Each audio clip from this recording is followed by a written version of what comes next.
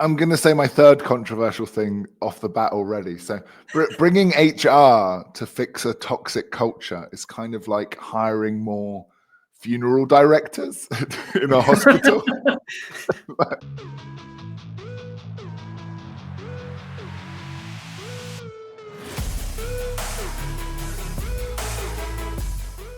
Hey everyone, welcome back to the Summer of Atlassian 4.0. Today I don't have not just one guest, but two guests, Big Chris Cooke and Kit Friend. And get ready for probably the best, if not weirdest conversation you'll ever see on YouTube. So Chris, Kit, thank you so much for joining me. Thanks for having us. High praise indeed. Lovely to be here, Alex. We got the black spinning wheel of Chris for me, but like hopefully that's a good sign of things. The expectations are high, but expectations are always high when I talk to someone that is getting on the train to go around the entire theme park of Disneyland at 9:30 p.m. Yeah, I feel like what better summary of my personality that after everyone else left to go back to the hotels, like I was like, no, I must fit in another hour worth of theme park. Dude, Chris, did you see what this guy did? I've been following Kit with great interest for most of my Atlassian career. So after a crazy, like everything, team starts, I'm assuming since you all come from abroad, right? It starts well before team, right? Well, yes, the main event was Alex's barbecue, in my opinion, followed by a minor tech conference. My little minor tech conference. Well, after that little minor tech conference, and after a 24-hour cookout to get said main event happening, right? We go through the entire Atlassian conference. We've already been to Disneyland on Monday, right? And then we all, at least Kit and I decided, and a few others decided to go to Disneyland one more day on Friday. More Disney. Okay. More Disney. And 9:30 p.m. Pacific time. After being there for an entire, like, since 8 in the morning. So I love Disney, no shade, but I spent one whole day at Disney and that was enough Disney for me. It's like, okay, I'm good. No. One cannot have enough Disney. But Chris, still listen to this. Like, as it's 9:30 p.m. and I am leaving and I'm dragging my feet out, here's Kit, and I have enough consciousness still in me to recognize the iconic shirt he wears and go, wait, I've seen that somewhere. And he's still going to go. Wearing this very shirt. Go ahead, Kit. What was that? I think I was wearing this shirt, if I remember correctly, as well. I think it's your iconic. Yeah, it's as iconic as the old Street Solutions bomber jackets. I'm dressing down these days. I'm trying to defy my expectations. Let's say. Define my expectations. Oh man! So how do you two know each other? It's a fun story. It was week one of my sales job at Adaptivist, and I went up to the booth, and there's all really smart people there, like Neil Riley and Phil Fox, Nick Bruff, and Jamie Eklund. And they just said, Chris, we've got the booth covered. Why don't you go stand at the bar and use your salesman credit card and buy everyone a drink? It was like, that I can do. Yes, sir. So terrified. I had such imposter syndrome. But my whole life has been training for this moment. And I was incredibly cheeky. I actually said to one of the bar staff, oh, excuse me, I'm Mr. Atlassian, pointing at the logo. So if you could just make sure you bring the drinks to our table first, that'd be great. And so pretty soon we then just had like a big group of people hanging out, and Kit's friends with a lot of them. So, and then they had, they don't do this anymore. This was ages, the era we were in. They were, if you posted something and tweeted with the hashtag, they would auto throw it up on screen. And so we didn't abuse it too much, but what we were doing, we would take a selfie with the last picture behind us. And so we just kept doing that. We had selfie-ception. It was 8 degrees of Kit Friend. It was wonderful. It was delightfully innocent as fun and manipulation goes, right? And I think this was, it was back when they did Team on Tour, I think was the branding. It was in London. I'd have to look at the date, but I think it would be 2016 or something. And yeah, it was delightfully low-key manipulation and sabotage of social media walls was the context for things. And I feel like a lot of Chris and I's best discussion are at the end of something else where the other people have tapped out for the day. And then we're at the bar negotiating the future of interesting things that we're going to work on together. But yeah, and to be like, Chris is one of the few people who've approached their sales relationship with me by saying yes to coming to martial arts and getting punched in the face. So that's like a big check mark on his. Was like the follow up was like, do you fancy coming to this gym in Covent Garden and throwing punches at each other? And he said yes. Getting punched was fine. I'm used to it from rugby. It was the cardio that killed me. So. What I got from this story, Chris, though, was that I know that that Wednesday night. I think it was Wednesday night. Somebody, whoever, was it Thursday night? There was some party. Adaptive was kicking people out. And you're like, I got Mike's credit card. Everybody come over. The party yes. might have had a celebrity attendance. Yeah. I may have exaggerated for social media clout. It was entirely reasonable. Adaptivist said, "Oh, thanks for your interest in this party. Have you registered to attend?" And I was like, "Oh God, no, I don't do that." And because it was an actually good party, and Californian laws being what they are, they were like, "Well, I'm really sorry, but we're fully booked." And like the spiteful little child I was, I got on social media and said, "I'm here with Mike Cannon-Brooks. He's buying the drinks. Who wants to meet me?" And you know, the usual reprobates just looking for a free drink showed up. But then we just got flooded by all these like VC bros hoping to spot a billionaire in the wild.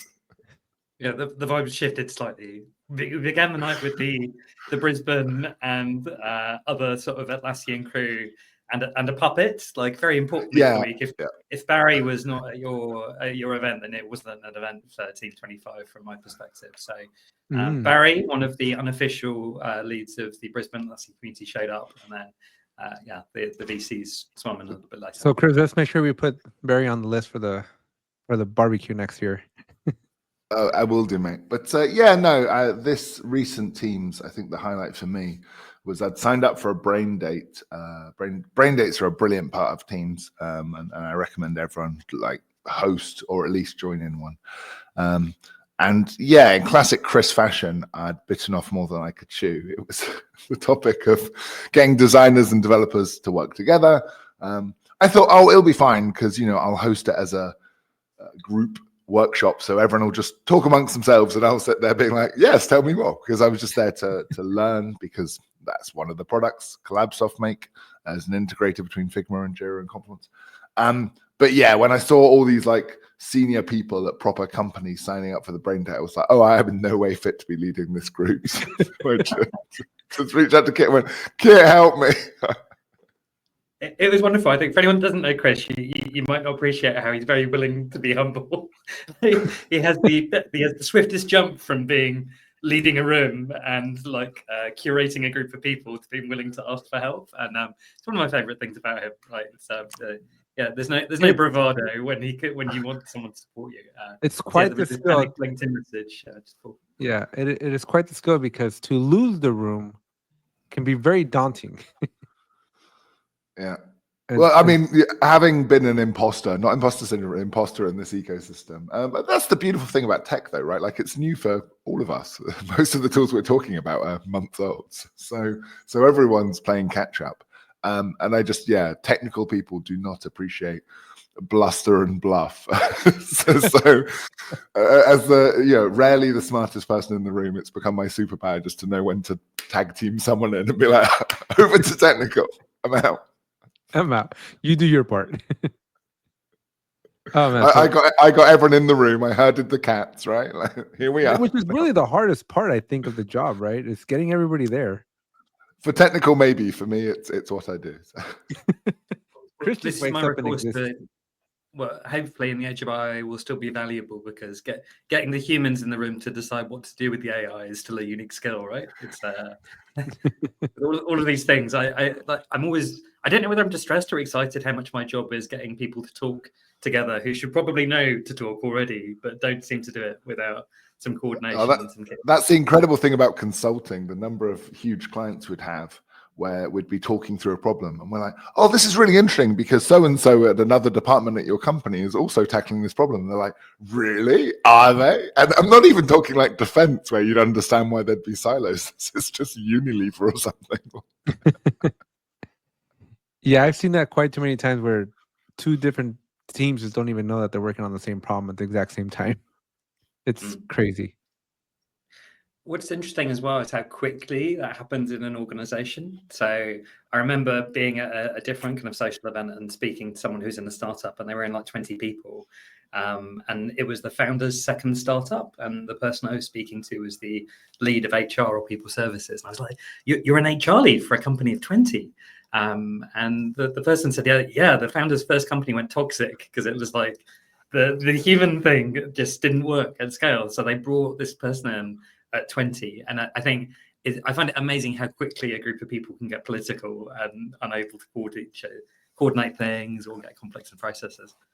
I'm going to say my third controversial thing off the bat already. So bringing HR to fix a toxic culture is kind of like hiring more funeral directors in a hospital. I'm not sure that's where the fix exists, right? Like HR is once the horse is already bolted. HR is trying to stop you from getting sued for the toxic culture you're creating. Maybe that's the art to being an amazing HR person, is to like convince someone like you that there's value. I fully believe that I've yet to meet an amazing HR person. That is possible. But can you imagine if Chris ran an HR department? Like maybe.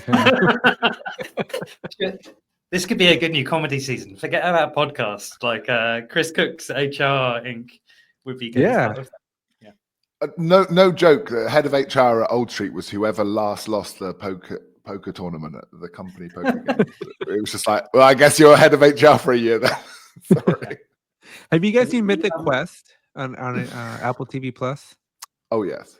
Yeah, they have an HR department, and that lady, she's a trip. She's got more problems than HR does. You were saying Severance? I feel the Severance HR department would be an interesting place. I just started watching Severance, and I'm trying to figure it out. I don't quite understand it yet. It's not a tough watch. It's just you wouldn't binge watch it. You know, it's like you need to be in the mood. But Severance is how I imagine all HR departments to be. Deep down. That's the twist at the end. Just the HR department. 4 seasons. That would be a show though. It's been tripping me up. Like I just don't understand what I'm watching still. But it's like a painful. It's like looking at a really bad car accident. Like you can't look away. But I'm intrigued enough to keep looking.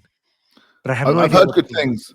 And often with those shows, like it works when it's suspense and you're not sure what's going on, and then the payoff isn't enough at the end. But I've heard with Severance it is. So there you go. Today's show is sponsored by Severance. Hopefully, because I wasted 7 years of my life watching Lost, and that payoff. Oh no, I lost interest. So. No payoff. I binge watch Game of Thrones, which is another show not to binge watch in my experience, but I was a late starter with it, and then I was working on the launch of a new product in Austria, and the key launch kind of branding was Game of Thrones. I was like, I better watch this to kind of get in. You really enter a weird, trippy head state if you watch too much Game of Thrones in a compressed period. I'm not sure it was entirely healthy for my state of mind, but yeah. It's good for office sponsors. I do actually have a chart of which CEO, founder of all the different partners and vendors correlate to which Game of Thrones character. And I always mean to publish it, and then every time I do, I'm like, no one on this chart is going to like this. This is going to make me the most hated man in all of Atlassian. So, Chris, you have quite the reputation for being the purple cow in the Atlassian community. If you've ever, it's not hard. Like I was saying the other day, like everyone's like, "Oh, you're such a legend of marketing at Atlassian." I'm like, "Yeah, I'm like the world's tallest dwarf." Like I think the standard of marketing at Atlassian used to be very, very low, and I dragged reluctantly the level up slightly. I think like it's much, much better. So I was walking around Teams this year, just really pleasantly surprised by the quality of the booths. It used to really look like just random brick brag garage sale. Now professionalism has finally entered the arena, and I'm relieved to see like my shift here is done. I think the marketers that are working now, we'll take it to the next level. Yeah.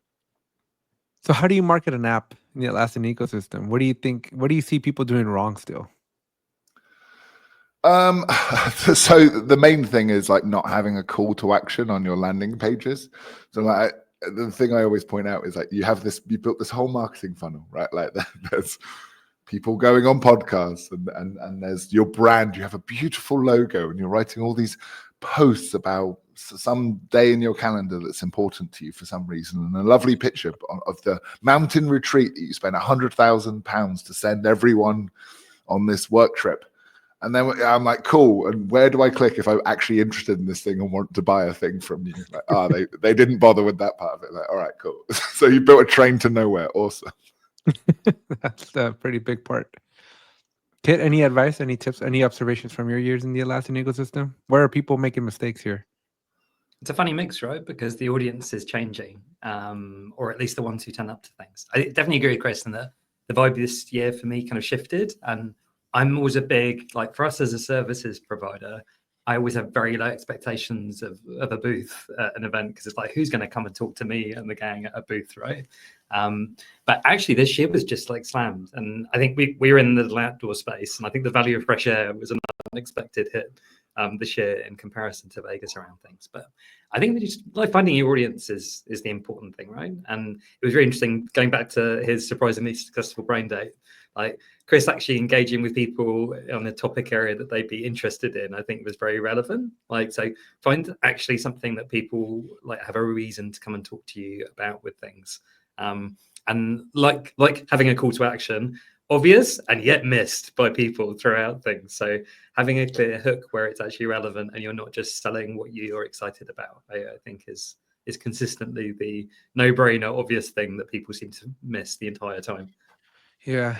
And I think Chris has some interesting things about things are getting better, but other opportunities are also arising. One of the biggest challenges that I saw this year was there's a lot more competition arising, right? Like I was privileged to see too many competing apps with competing leaders, and it gets tough to navigate, alliances and peace and friendships when everybody's there can competing. be no peace. A war is heading. It's coming. Trust me. You think so? Not just to see frenemies though, because I feel like everyone enjoys the ecosystem so much they don't want to destroy it entirely, whilst also acknowledging they're competing and going against. It's a funny mix of tensions to have in a group. Yeah, I was talking about this because I famously have made some bold videos calling out my previous competitors. And I don't know what you mean, Chris. Never heard this. Don't Google it. It's fine. Yeah, don't Google that. For the next generation of vendors, I'm a nice guy. Don't worry about it. It's all good. But like Kit was like, oh, but this is such a lovely, nice ecosystem that would obviously never fly, which was obvious to Kit, not to me. But I mean, the way I see it, right? Like, it's kind of immoral if all the vendors chummy up and don't compete with one another. That's kind of a collusion cartel against the customer. That is my morals, and that's how I see the world.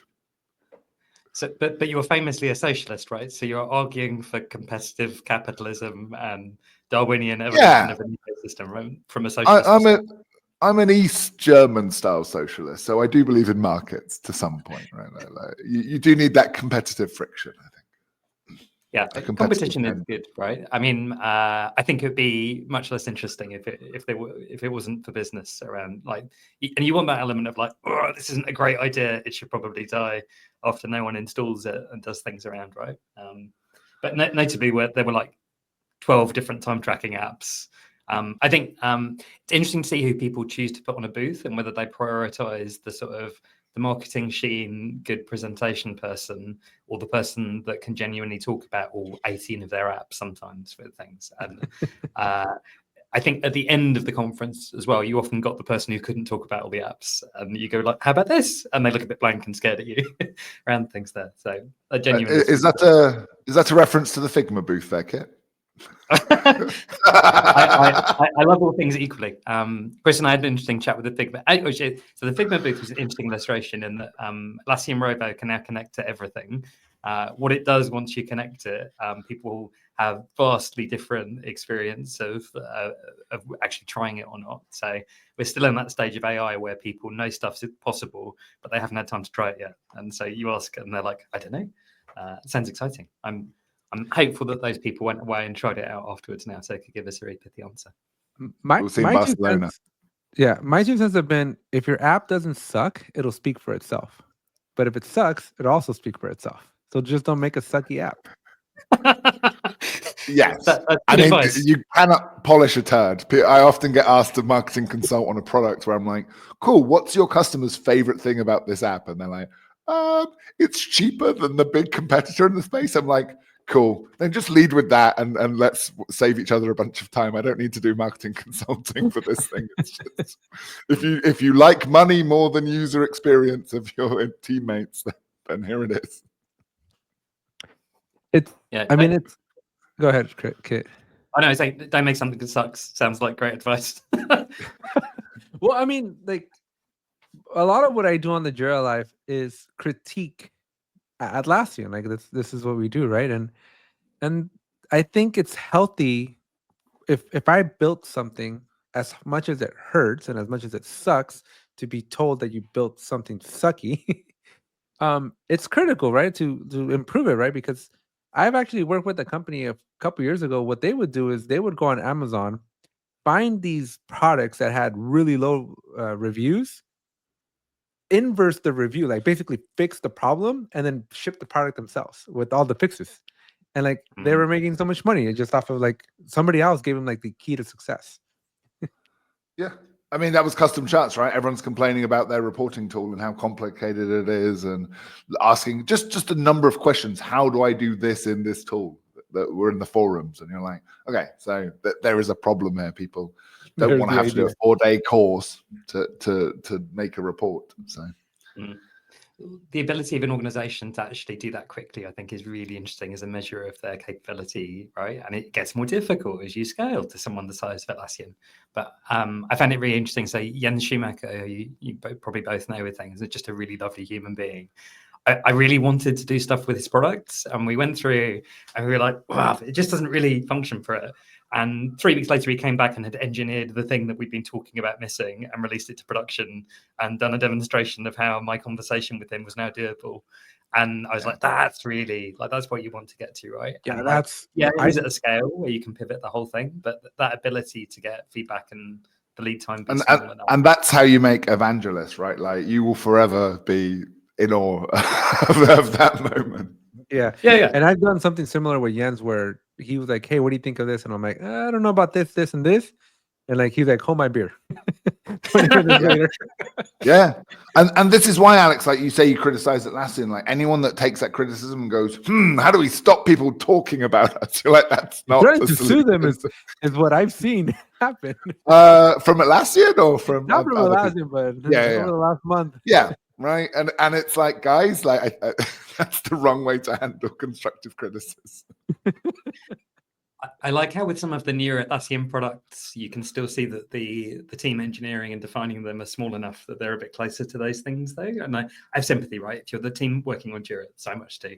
But I think I reposted something from someone about the new Jira product discovery hierarchy the other week. And I was a bit like, I don't know. I quite like the simple hierarchy. And one of the product managers like commented on my LinkedIn within like 7 minutes. I was like, oh, you are paying attention. You're at that phase of things where you care.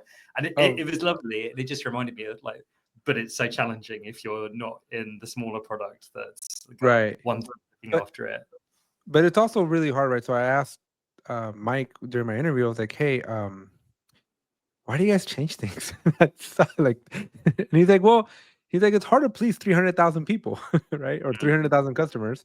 And he's like, and not only that, but I'm also building for the next 300,000. And so he's like, there's a 600,000 customer balance that Atlassian has to somehow figure out and appease as many people as possible.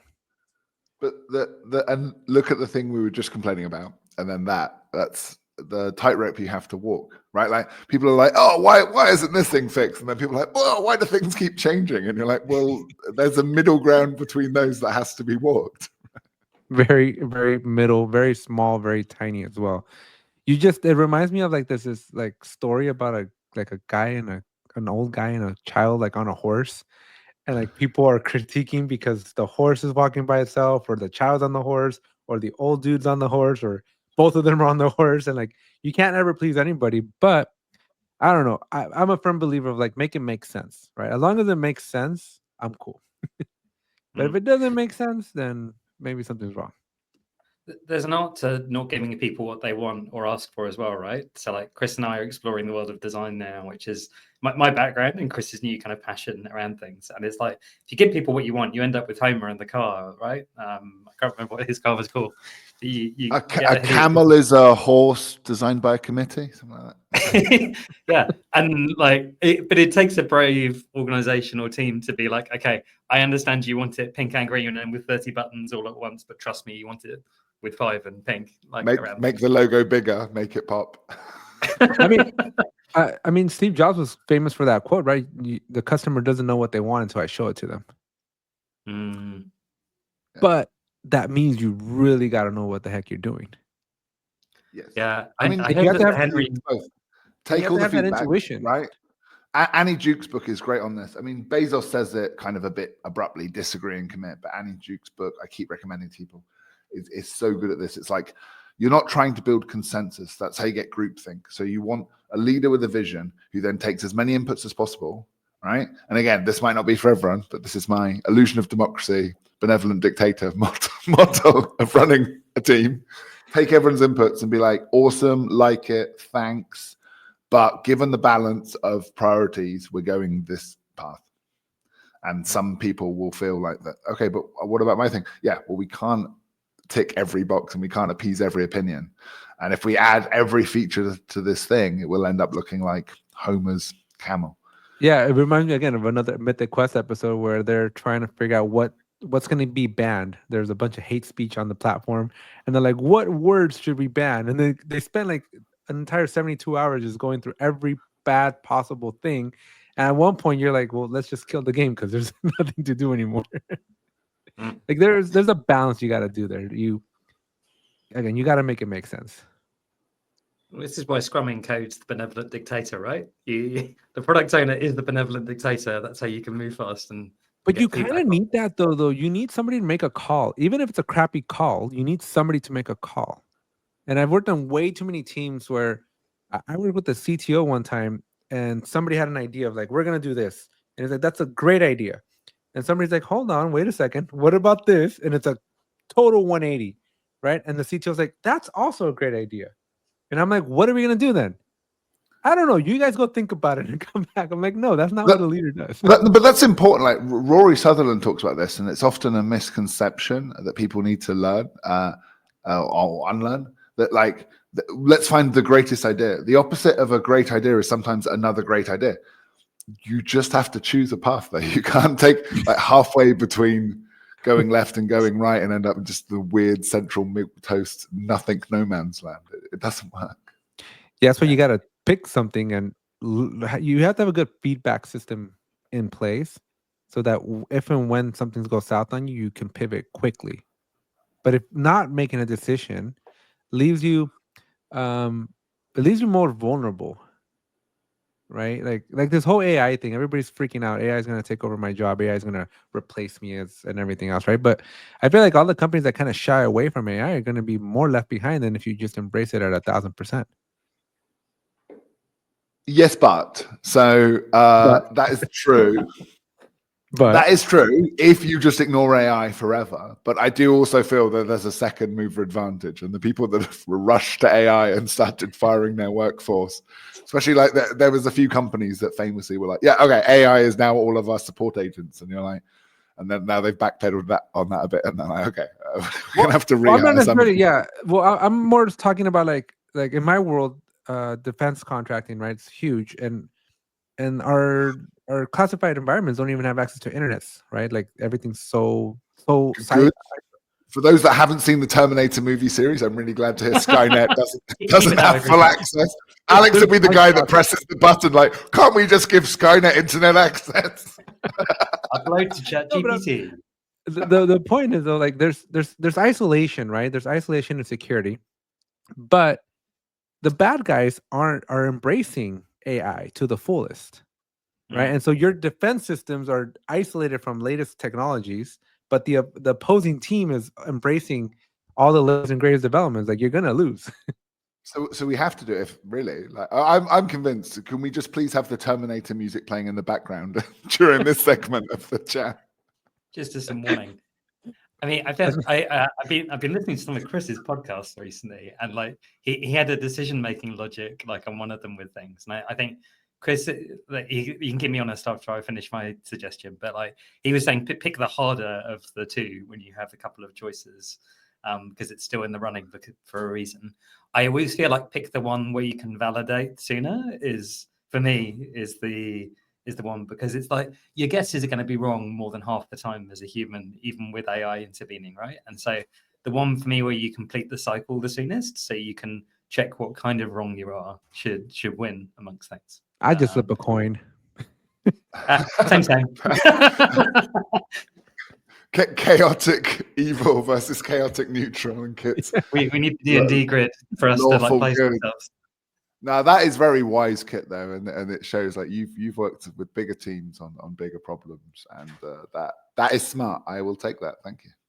And yeah, I've never sold my company because I'm risk averse, right? So maybe there's never owned a company, not even sold one. Just put it all on. Just bet big and put it all on black. That's my advice.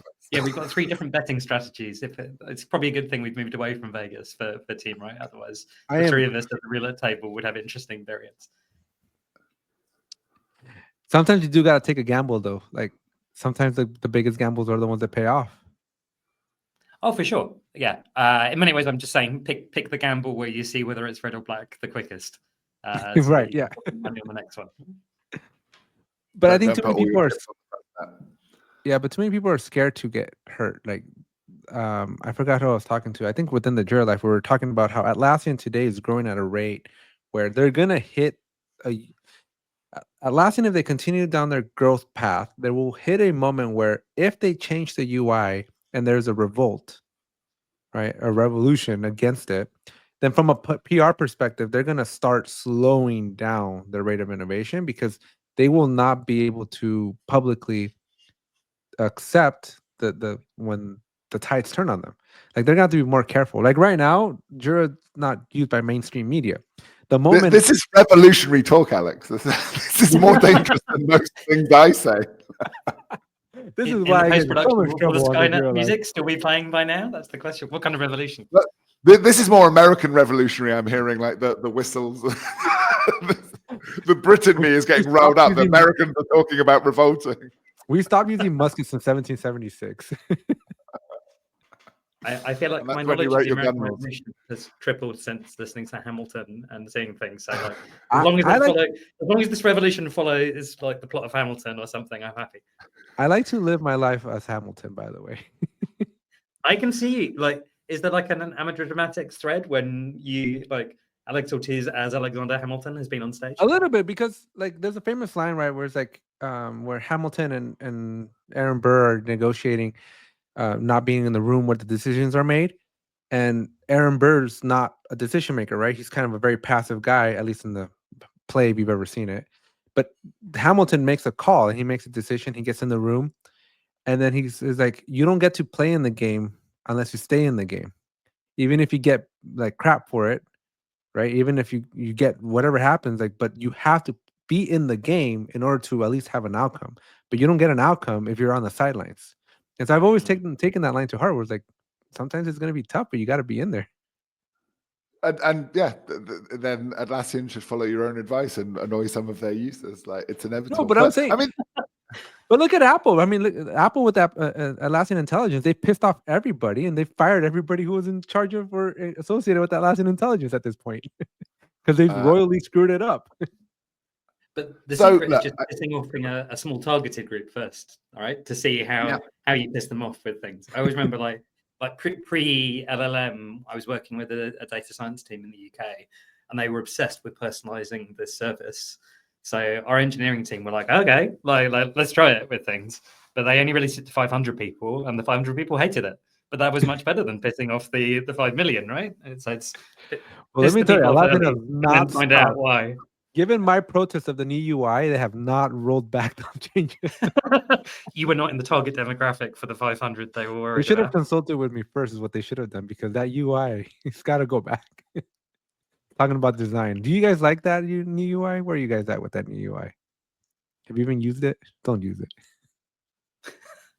Don't use it or we won't be invited back. You have 24 hours before you're forced to use it, by the way. And May 19th, May 19th, it goes live for everybody. Or I guess it's already May 19th for you. I mean, I think I'm the laggard late adopter in the technology curve. So I will find the new AI UI when technology is forced upon me. So I have yet to on everybody on May 19th. There you go. So that's when I will have feedback on it. I'm the guy who, when a new UI is rolled out, I find the revert back button and keep clicking it for as long as they'll let me. Yeah, I'm the opposite, which I think is one of the main reasons I enjoy time with Chris. And I'm the, as soon as the pop-up goes, enable for everyone, like clicker in the organization. You're one of those. Yeah. And people are like, what the hell? I thought we had time around things there. I find it counterintuitive, is straight answer to your question, Alex. But I remember how I didn't like cloud originally as well, and I feel like I have faith in the sort of the designers and people to have done things where I will feel the amazement later. There'll be a moment in my workflow where everything's there. I'm like, that's why they did it around things. But at the moment, I've got too much muscle memory. I've just got too much navigation history around using things a certain way. Again, Alex, you want things to change, but you hate it when it changes, right? No, I don't mind the change. I just don't like this one.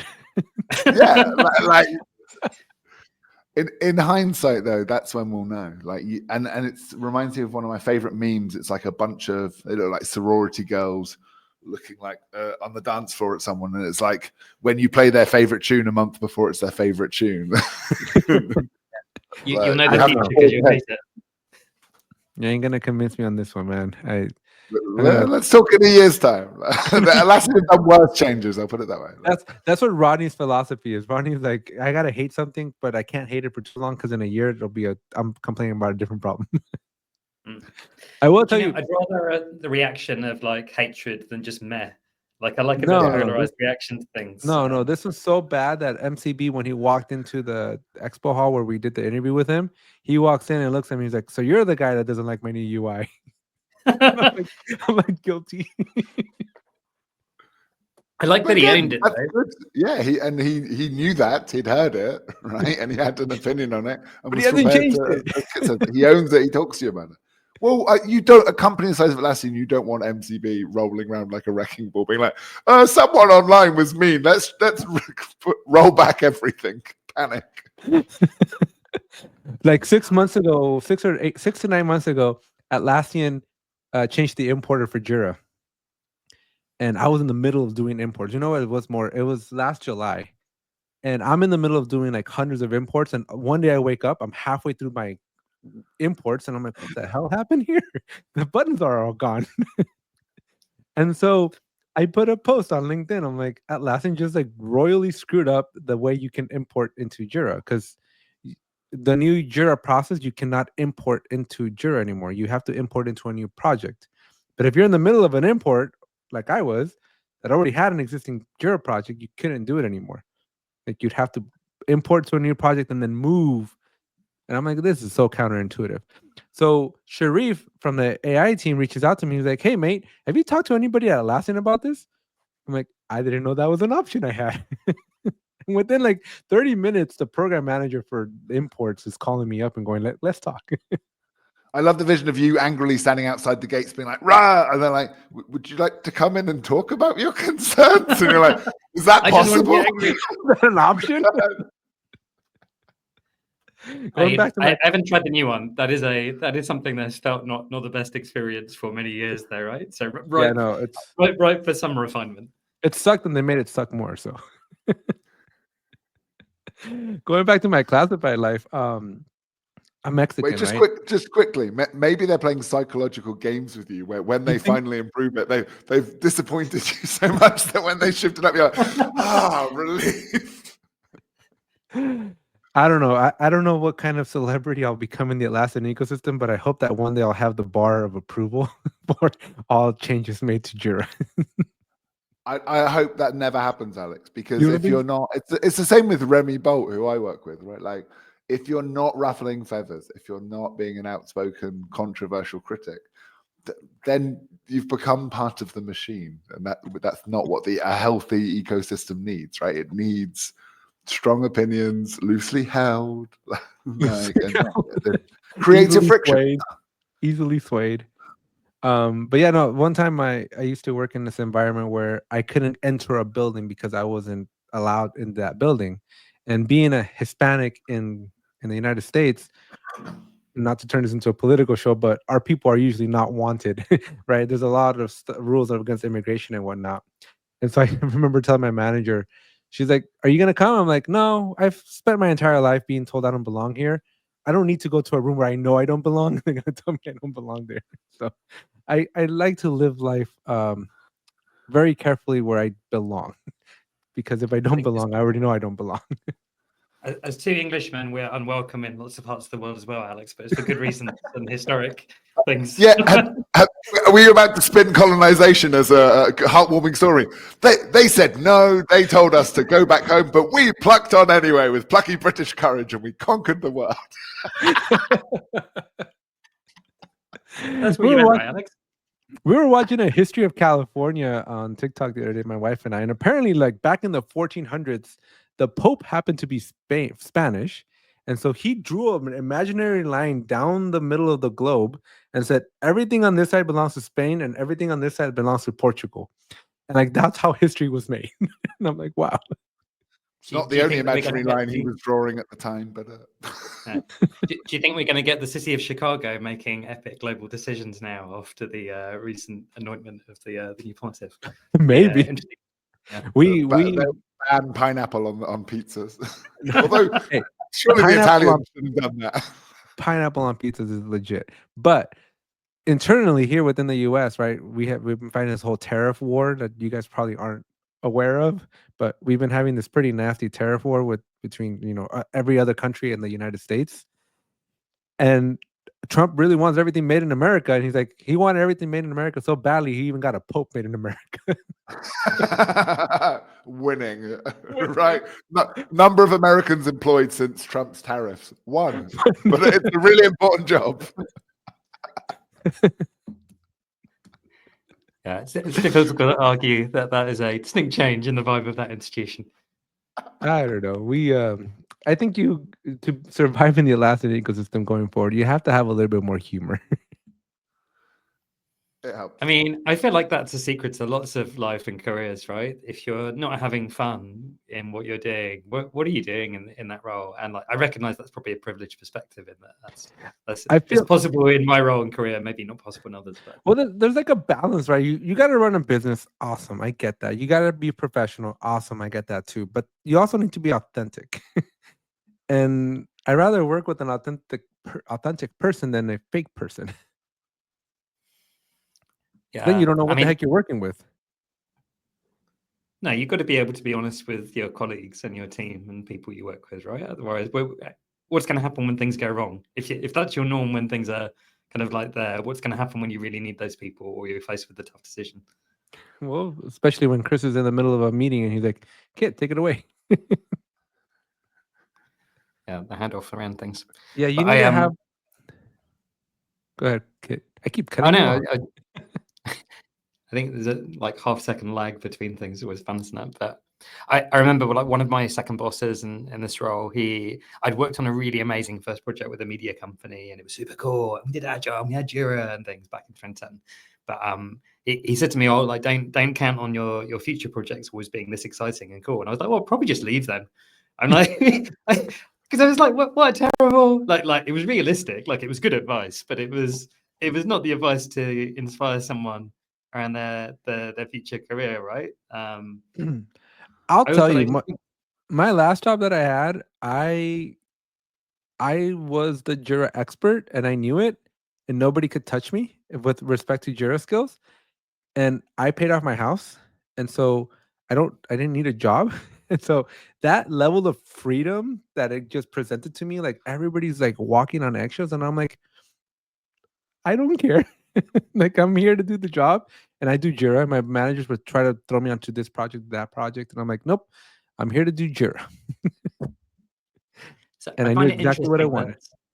So I'm listening to Chris's podcast the other day, as I said, and you say I still have to work. I still have to. My mortgage is well and truly not paid off, and so I'm working with Jira for that reasons. You both don't necessarily need to, and yet you've still chosen to stay with this ecosystem, which is really interesting. Yeah, this is an addiction. This is a problem I have. I need to work differently.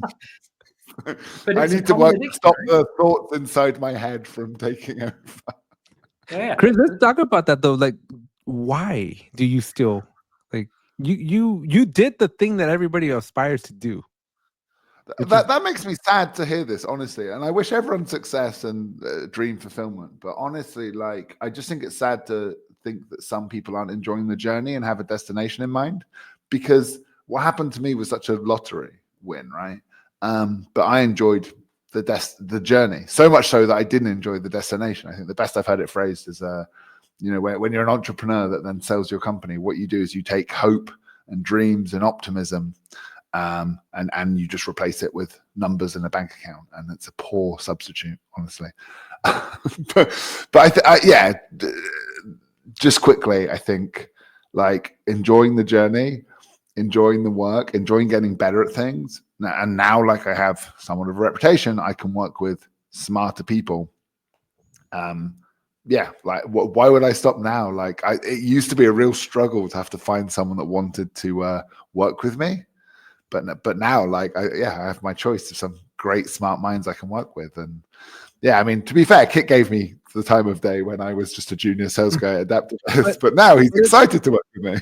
But I think it also gives you a sense of, I don't want to use the word privilege because I don't think it's the right word, right? But it gives you a sense of relief that you can afford to be yourself.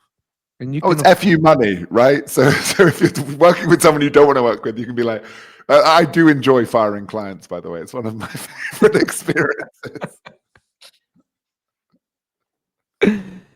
Yeah, no, but again, but it allows you to really bring, like, you can bring more to the table because you don't have to hold back. Because yes, I can, it is amazing the decisions are made when you have the confidence just to always speak your truth. There's a power that comes from that. I think, like Kit says, that he's fortunate enough to work for, I'll speak for Kit now because I don't know if he can speak for himself, but a big organization where people are doing that all the time. And I know Kit has been unapologetically himself for some time now and is winning because of it. So if it takes $1 million in the bank for you to do that, then cool. But some people find that truth and that confidence without the $1 million. That's cool. there we go. Let's see if you got him back or not. Hey, we can hear him. I felt here throughout. I'm frozen in the middle of a smile, which perhaps is good for Chris's point in my video feed with things. I find it funny, like, even though I work for so Chris has always told me I'm one of the stormtroopers, although he upgraded me to Darth Vader at the near Galaxy's Edge at the recent team. I don't know if I would quit if I won the lottery. Like, I've had quite a lot of fun and met lovely people through where I'm at with things. So I can totally empathize with Chris not quitting. And even, like, going back to Jens, who we spoke about earlier, he left Atlassian to go make apps for Atlassian stuff, right? It's really interesting. And it's hard. It's hard. Hmm. It's not easy. How do you guys feel about AI? Like, let me rephrase. I was in the expo hall and I see a bunch of people coming out of this partners session that happened. And the most common thing that I heard was, well, Atlassian and robo agents, they're going to make our apps obsolete, or at least we have to think outside the box more. So what do you guys think about that? Where do you think the marketplace vendors or partners are going to have to go from here? Who stays, who innovates, who dies out?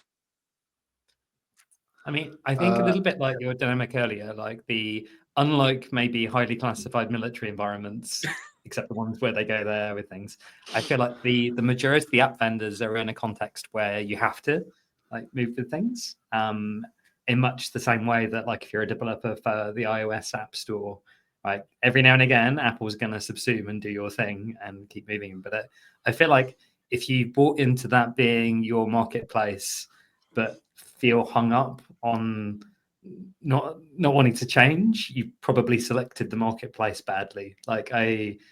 You shouldn't go into that context and expect to be stable for 3 to 5 years. Right? It's an area where you're going to have to reinvent yourself, and if you don't buy into that, I think if it's not AI, it's going to be someone doing your thing better or cheaper, to Chris's point earlier around things. So I think don't get too wed to a single product.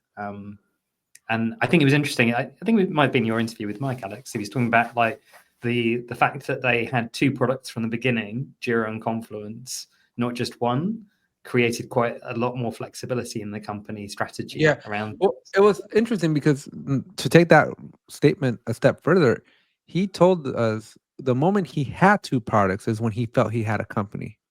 Because before, when it was just Jira, he had a product. And so that was interesting.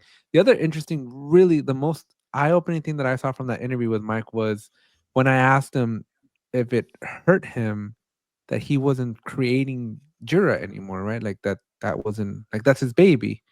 And he's like, well, no, because my new baby is building Atlassian, right? Like the company is his new product that he builds. And that was an eye-opener for me because I guess I don't know, I'm not a billionaire, right? So to think that perspective really opened my eyes to like, wow, I'm thinking so small in life. Yeah, you're not a billionaire yet. He wasn't always a billionaire, right? Like it starts with your first million. So. Sorry, I'm not selling the hope that everyone can be a billionaire. That is absolute nonsense. I think you are more likely to rise to a feudal lord from a peasant than you are to become a billionaire in 2025, statistically. So yeah, I think to build on Kit's point, and it'll upset people, and it is upsetting people. You don't have a right to keep Jira with bad features and bad UX because it helps your bottom line. You don't have the right to a monopoly. And that's really upsetting for people. At the same point, though, I think Atlassian often gets the messaging wrong. And sometimes, like the move to Forge was kind of poorly delivered to a lot of vendors.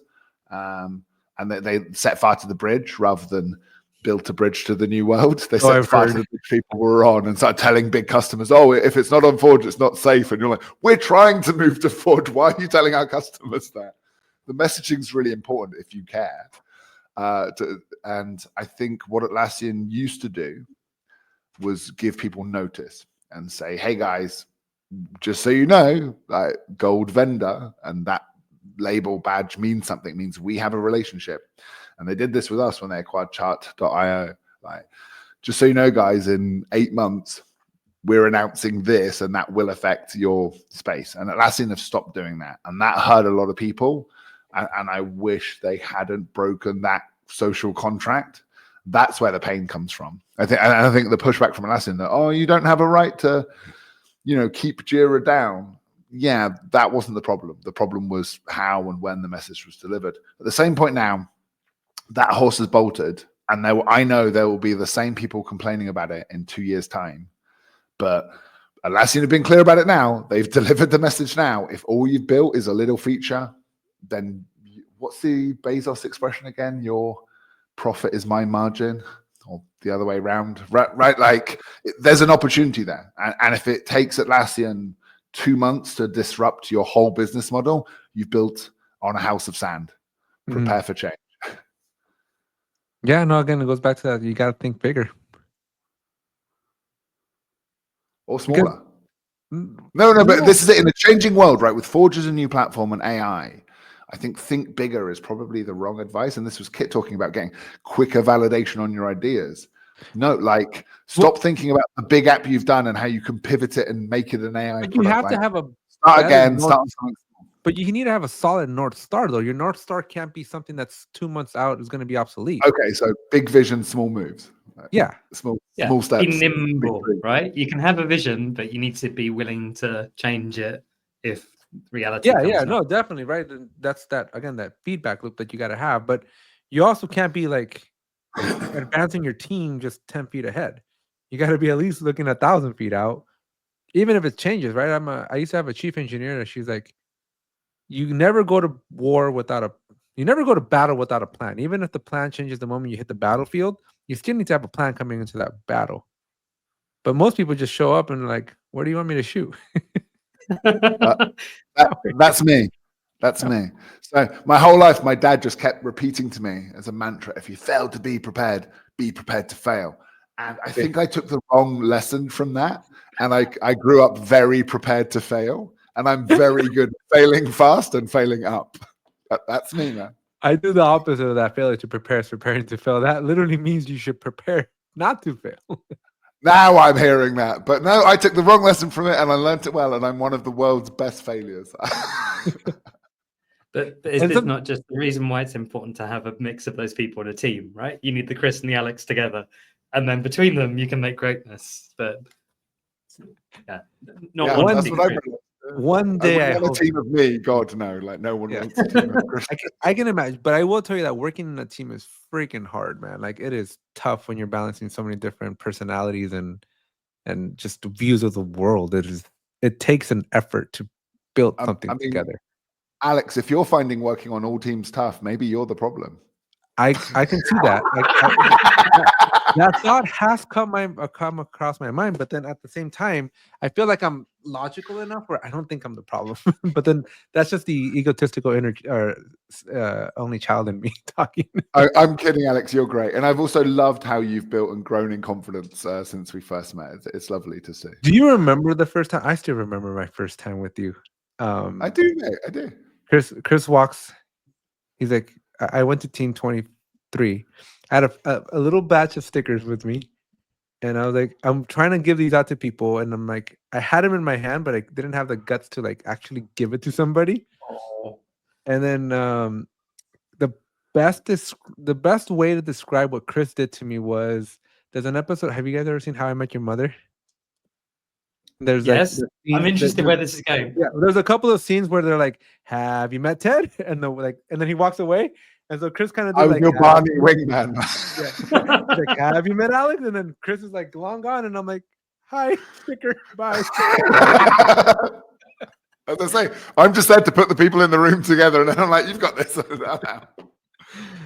I'm off to make the next social situation awkward. But it's important to know where you fit, right? Like, I'm very at home with the idea I'm not the completer finisher. I think Chris has his own form of completing finishing around things. If I get put in a team for that, we are all going to be unhappy around things. And that's a good thing to realize. I think it's good to know where you fit in that mechanic of things. Can I take my own advice? I said at the start, I hated marketing teams that didn't have a call to action, right? And me and Kit have come on here to promote our new podcast, which is launching soon. So we should probably give that a shout out. Yeah, I will say that it is hard to promote a thing if you haven't named it yet. Yeah. We maybe should have like put those in order. A plan around that would have been good, Chris. Friendly cookies. Kit, did you put me in charge of planning? Is that what happened? That's your mistake number one. Yeah, I retook scheduling this podcast from Chris after he volunteered, and then it became clear it wasn't going to happen with things. I can tell Kit is used to being the agent of chaos in the team. I've out-yanged his yang. It's going to be interesting to see us in a small team together and how that works with people used to. I heard my wife said you guys were going to show up as Englishmen and some. Like, I don't know. I'd imagine. And we have Alex. This is what you got. You've got 2 English. Effortlessly. I imagine like the spectacle and the time watch and the white glove. Do you imagine the steampunk Victorian time traveler? Well, sorry to disappoint. This is what Englishmen look like now. It would be good if we and came back in tweed now, though, right? That would be great. Yeah, we'll do that next time. But Kit, why don't you tell them what the podcast is about at least? Yeah, so the podcast with no name that then becomes the name with things. It's Chris and I exploring the world of designers and teamwork. So I guess for context of that, and I think we missed this out from Chris's original plea for help at team. So my background's art and design. So I come from the 0.01% of large consultancies that went to art college and did things there. So design's my background, and Chris has his own interesting mixture of amazing things, as we've hinted at through this, from dive schools to entrepreneurship. And I guess we're both interested, me to revisit and Chris to explore his new home about that world of designers and how they interact with teams. So we're hoping to do a kind of tour of the globe's most interesting design houses and organizations to see if you're trying to superpower your designers, whether it's with Jira and Trello and what have you, or elsewhere. Like, what does that look like? And yeah, it's an interesting intersection, because when I hear that problem set, I think a lot of Apple, right? Apple's always said that we're the intersection of art and science. And that's kind of where designers and teams sit at. But my two perspectives, because first of all, kudos on launching the podcast. I will tell you, I have a friend who used to work at a company called No Name Security because they had no name, and they ended up just calling it No Name Security. They never got a name. So food for thought. I feel like for Street security, Solutions, we literally walked past the sign on the road and went, fine. There you go. Yeah, the problem when you're turning the cook and friend, it does kind of bias you towards some sort of pun with things. So right, I'm not saying like the friendly cookie. But I am excited by this. I think it's a huge opportunity, and it's very interesting. I have jumped in with both feet. I think it's a good problem to solve. Yeah, because when I first started in the Atlassian ecosystem, all people were talking about was the silos between developers and testers, and that launched frameworks and professional services industries even around that whole concept of getting those two teams to work closer together. And it's telling that when design is integrated well at the heart of product and development, those examples are famous. It's the Apples of the world, right? But yeah, I don't know if there's a clear framework that's emerged.